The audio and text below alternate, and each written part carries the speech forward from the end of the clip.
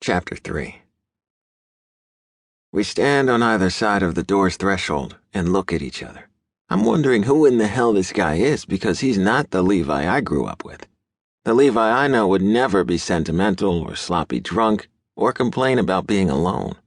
In fact, I can't think of a single time Levi has admitted a weakness to me or anyone else. He's the guy who lives out his dreams and goes for what he wants, with or without the help of others. One reason why Chris has always been jealous of Levi is because Levi has no fear and always succeeds. I remember one time I was over at the Baxter's house for dinner. Dr. Baxter had this habit of giving Levi books on sports medicine, and at the dinner table the doc would give Levi pop quizzes like he was one of Levi's teachers. Dr. Baxter would glow with pride when Levi got questions right, and Levi would grin, all full of smugness because no one got the best of him. The self-important smile hadn't been there on the night I'm remembering. His dad had thrown questions at him, but Levi had this quiver in his voice I'd never heard from him before. Like he was nervous, and that word shouldn't have a place in his life. Still, he got 4 of 5 questions right. Dr. Baxter told him how proud he was of him, and Levi soaked it all in. After his dad left, Levi looked at me and Chris and said, "I almost shit my pants when he started asking me questions on that text. I haven't read that damn thing yet." I wasn't sure why it mattered so much to him. It was just a game between him and his dad. Who cared if he hadn't done well? That was Levi, though. He had to be perfect. Bringing me back to the present, Levi grabs my wrist. "I said, come in." His somber tone is gone. He pulls me into the room and I don't fight him. A feather could have knocked me into the room with him. "Okay." I close the door behind me, and then Levi is kicking out of his shoes. "Make yourself comfortable." It's really hard to get comfortable when you're, well, hard. And yeah, I know, he hasn't done anything, and there's no reason for me to be, but all I can think about is him saying he wants to get laid and then asking me to stay with him. It's stupid. It would be a huge mistake to bang my best friend's brother. Things would be awkward every time I was with the Baxters, and Chris would kick both our asses.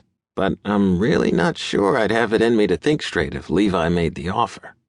He yawns, stretches. His shirt pulls up when he does, and he rubs a hand over his abs and through the light dusting of hair there. God damn, his stomach is sexy. There's definition in his abdominal muscles, a light six-pack.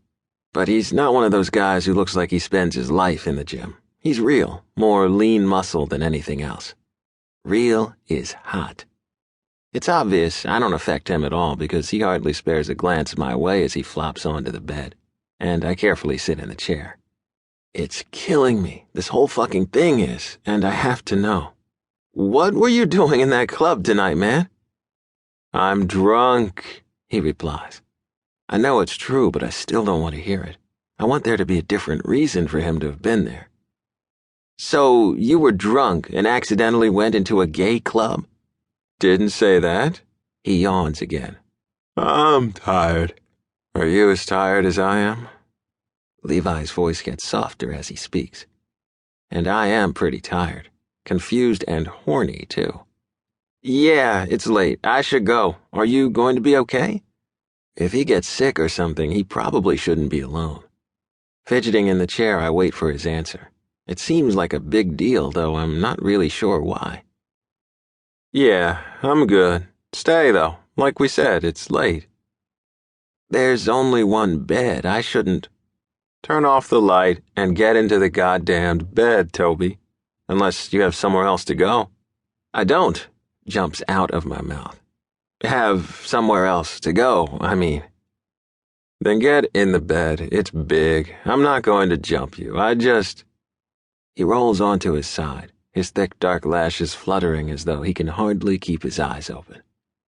"It's nice to be comfortable.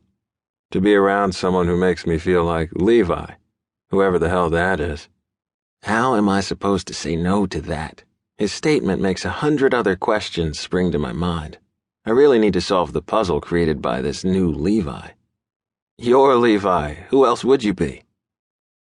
"Thanks," he mumbles, closing his eyes. His hair flops over his forehead as he curls into a ball. He looks so young. I've always seen him as this huge force, older and better than me and Chris. But right now, he looks lost.